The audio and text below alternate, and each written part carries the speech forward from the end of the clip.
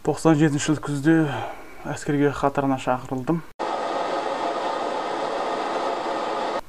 Шарала шекара әскеріне. Сол жерде 2 жыл болды, ол кезде 2 жыл болатын ғой.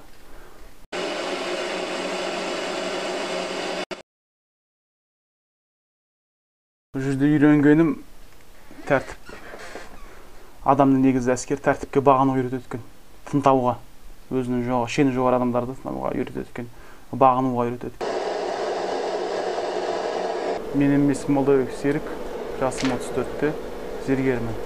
Енді қазір келісімшартпен отырып баратын әскеринен болашағы бар ма деп ойлаймын. Өйткені көп жігіттер жұмыссыздан жүр ғой, айтқан кезде. Анда салпақтап, анда салпақтап. Үй беретін болса, жақсы жалақы беретін болса, неғып бармасқа? Дұрыс. Жағдайын істесе бару керек. Өкімет жағдайын істесе. Бір плюсі, бір жақсы дедовщина азайып шығар деп. Мысалы, Талдықорғанда бар ғой, әскеринеде жұмыс істеп жүрген менің күйеу балам істейді. Кезінде бірге әскерде болған жігіттер істейді, мысалы. Ауылда жаңағы жұмыс таппай сандалып жүрген жігіттердің бәрі сол әскерге кіріп алған, жақсы. Жұмыспен қамтамасыз етілген.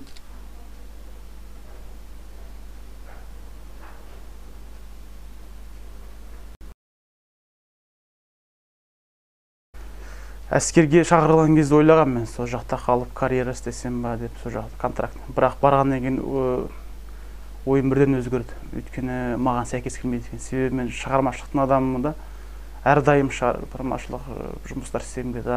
Әскери ол маған келмейді екен. Бірақ барам деушілерге жақсы нәрсе. Маған келмейді, өйткені мен өзім шығармашылық алдыға қойған талаптарым, нелерім бар. Істерім бар, соларды істеуім керек. Өзін таппай жүрген жігіттерге барған дұрыс.